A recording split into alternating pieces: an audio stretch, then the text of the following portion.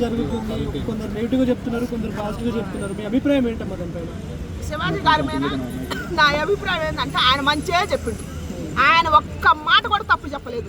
2 వాళ్ళు తప్పు అడిగిన 2 వాళ్ళు తప్పు అడిగిన అని కొంతమంది అంటారు, కానీ ఆ 2 వాళ్ళు కూడా తప్పే మాట్లాడలేదు. మంచిగా మాట్లాడండి. ఎక్కడ తప్పు మాట్లాడింది? ఎక్కడ తప్పు మాట్లాడింది? కొంచెం కప్పుకొని పద్ధతి కొండమ్మా అని చెప్పిండు. అది తప్పెట్టయితే సామాన్లు ఆయన బుట్టి లేదు కదా, ఆయన బుట్టించిందా? ఇప్పుడు సామాన్లు అని వచ్చింది, ఎప్పటి నుంచో వచ్చింది కదా. అందరూ యూత్ మొత్తం ఎంజాయ్ చేశారు కదా మొత్తం. మరి అప్పుడే మాట్లాడాలి కదా. ఇప్పుడు ఆయన అన్న దాంట్లో మాట్లాడేది ఏంది? ఆయన పద్ధతే చెప్పిండు కదా. మళ్ళీ ఏంది దైత్రపుండ్లు అనే దాంట్లో తప్పు అని అంటారు. కొంతమంది ఎదట చెబుతారు ముఖం మీద, కొంతమంది చెప్పలేరు, లోపల అనుకుంటారు. ఆయన బయట చెప్పిండు, తప్పేముంది? నిజంగానే అంటారు. ఇప్పుడు ఇప్పని తిరిగే వాళ్ళకి దరిద్రపుండ్లు కాదు, బరి తెగించిన ఆడయ అని అంటారు. నీ ఎదట నీ అన్నాన్ని చూసి అని అంటాడు, కానీ అవతాసినికి పోయి నీ బతుకు పాడుగాను అంటారు. మరి అది నిజమే కదా, అదే కదా ఆయన చెప్పింది. అప్పుడు తప్పెట్టయితే శివాజీ గారు చెప్పింది. ఆయన చెప్పిన 10 మాటల్లో ఏదో 2 మాటలు తప్పన్నందుకు ఇంత నా బాడీ నా ఇష్టం అంటున్నారు. ఏం చెప్తారు? నీ బాడీ నీ ఇష్టం అయితే నీ మేరంగా వేసుకోపోయి అడవిలో ఉండి సమాజం నుండి సమాజాన్ని పాడు చేసేది ఎందుకు? ఇప్పటికే వింటలేదు, ఆడపిల్లలు వింటలే, మగపిల్లలు వింటలేదు. ప్రేమ దామ అని చెప్పి వచ్చి ఒక్కొక్కరు 2 ముగ్గులు మార్చి చివరి లాస్ట్కి చంపుకుంటారు ఒకళ్ళొకరు. సమాజం పాడైపోతుంది. మళ్ళీ దీనికి ఏం పేరు పెడతారు? ఈ ఏంది శతాబ్దం ఏందో 21వ శతాబ్దంలో కూడా ఏంది ఇదంతా అని చెప్తున్నారు. కలియుగం అని చెబుతాను. కలియుగం ఏంది, శతాబ్దం ఏంది? అప్పుడు ఆ రోజుల్లో అదే పొద్దుకోవటం, ఈ రోజుల్లో అదే పొద్దుకోవటం, అదే తెల్లారటం, అదే నేచర్, అదే నిప్పు నీరు గారి. అయ్యే మారలేదు కదా. మనుషులు కూడా అదే మనుషులు కదా. కాళ్ళు చేతులు 2 కాళ్ళు, 2 చేతులు 2 కళ్ళు అయ్యే కదా. మాట తీరేగా మారింది, నడక తీరేగా మారింది, వస్త్రధారణగా మారింది. ఇవన్నీ ఇప్పుడు మనం మార్చుకొని శతాబ్దాలు మారినాయి అని చెప్పేది ఎందుకు?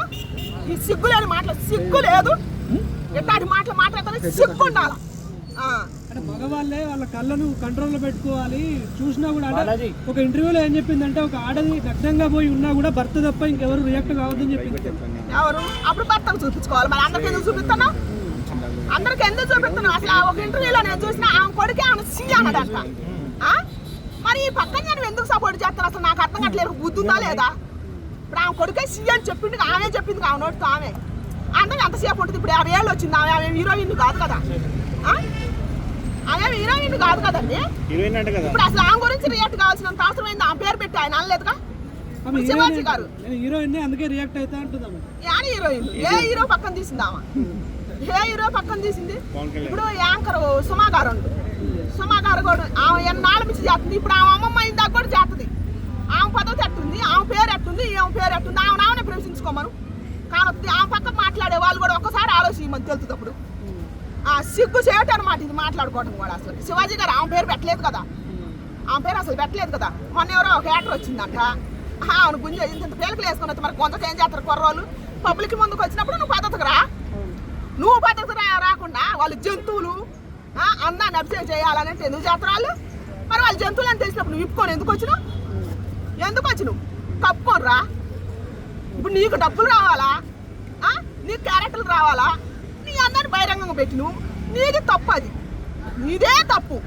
యువత తప్పుది కాదు, యువత అంతే చేస్తారు, అంతే రేట్ అవుతారు. ఇంకా నువ్వు దమ్ముల గురించి మాట్లాడి నేను చెబుతున్నా, ఇండియన్ కుర్రాళ్ళు దమ్ము మేము అందం మేము ఆడపడతాం, కానీ మీరు జంతువుల్లో మేనపడద్దు. నీకు దమ్ము ధైర్యం ఉంటేనే ఆమె చెప్పింది. దమ్ము గురించి మాట్లాడింది కాబట్టి మీ దమ్ము ఎందుకు చూపియండి. ఇప్పుకొని వచ్చే వాళ్ళ ముందు, ఇప్పుకొని వచ్చే వాళ్ళకే, సభ్య సమాజం తలదించుకొని తిరిగే వాళ్ళకే మాత్రం, పద్ధతిగా ఉండే వాళ్ళమ్మట మాత్రం మృగాల్లో పడవద్దు. అట్టాటోళ్ళు మృగాలు. ఇప్పుకొని తిరిగి మీకు పద్ధతి లేకుండా తిరిగి వాళ్ళు మగవాళ్ళు జంతువులు, వాళ్ళకి దమ్ములు ధైర్యాల గురించి చెప్పే వాళ్ళకి మాత్రం మీ దమ్ము ఎందుకు చూపియండి. మరి ఇప్పుడు సామాన్లు అంటేనే ఊరుకోలేదు ఈ సమాజం. దమ్ము చూపిస్తే ఊరుకుంటుంది అంటారు. మళ్ళీ వాళ్ళు సేఫ్గానే ఉంటారు, మళ్ళీ ఇబ్బంది అబ్బాయిలకే కదా. మళ్ళీ వాళ్ళు మాట్లాడాలి. మరి అప్పుడు వాళ్ళ గురించి వాళ్ళు మాట్లాడాలి కదా, అబ్బాయిలు కూడా మాట్లాడాలి. ఇప్పుడు మీ గురించి ఒక జాతి మృగాలు అమ్మాయి స్త్రీ అనేది 9 ఏళ్ళ అమ్మాయి కానీ 90 ఏళ్ళ ముసలి దాని వరకు వదిలిపెట్టలేదు. అట్టాటి వాళ్ళని మృగాలు అనాలి, అట్టాటి వాళ్ళని అడవి జంతువులు అనాలి. ఇట్టాటి నువ్వు ఇప్పుకొని వచ్చి నీ అందం ఆరపోసి నీ మీద పడతాను చూసుకుంటే నువ్వు ఉండాలా. నువ్వు లేకపోతే నువ్వు జంతువు అనే వాళ్ళని ఏమనాలా? ఇట్టాటి వాళ్ళని ఏమనాలా? వీళ్ళకి దమ్ము చూపించాలి కదా, వీళ్ళకి చూపించాలి ఖచ్చితంగా. మగ పుట్టక పుట్టినోడు ఎప్పుడైనా సరే దమ్ము చూపితేనే సిగ్గుపోతుంది. ఆ. మరి నాగబాబు లాంటి వారు కూడా ఇలాంటి వాళ్ళకి సపోర్ట్ చేయడం ఎంతవరకు కరెక్ట్? అవునే అదేనాయా నా బాధ. నాకు పవన్ కళ్యాణ్ అంటే చాలా ఇష్టము. అసలు ఆయన సనాతన ధర్మం ఐందవ ధర్మం గురించి ఆయన పాటలు పాడుతుండు. 2 రాష్ట్రాల ప్రజలకు యావత్ ప్రపంచానికి తేవాలని ఆయన మన ఈ మధ్య శ్రీకృష్ణ దేవరాయలు అని కూడా బిరుదు కూడా వచ్చింది. ఆయన సమాజం కోసం కష్టపడుతుంటే ఈయన పార్టీలో బాధ్యతాయుతంగా ఎమ్మెల్యే పదవికి ఉండి ప్రజల గురించి మాట్లాడాలి. ప్రజాసేవ